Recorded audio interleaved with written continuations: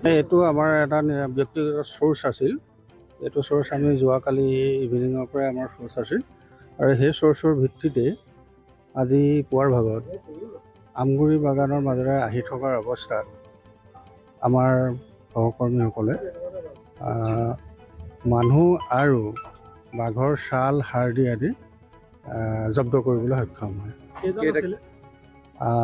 আমাৰ তিনিজন আছিল, দুজন ইতিমধ্যে পলাইছে, এজনক আমি কৰায়ত্ব কৰিবলৈ সম্ভৱ হ'লোঁ। বাকী আমাৰ এতিয়া বিভাগীয়ভাৱে যিখিনি প্ৰচেছ আছে সেইখিনি আমি আগবঢ়াই আছোঁ। আৰু মূল্যটো মই বিশেষকৈ ক'ব নোৱাৰিম এইখিনি, কাৰণ এই কোন মাৰ্কেটত কেনেকৈ কি কৰে এইবিলাকতো আমাৰ জ্ঞাত নহয়। কিন্তু আমাৰ এইখিনি আচলতে মাজে মাজে ইনপুট থাকে, কিন্তু আজিৰ দিনত আমি এইখিনিত সফল হৈছোঁ। হয়। এইটো তেখেতক আমি এতিয়া সোধামতে তেখেতসকলে ইম্ফল যোৱাৰ কথা কৈ আছিল। ইম্ফলৰ পৰা তেওঁলোকে নেপালৰ কথা কৈ আছে।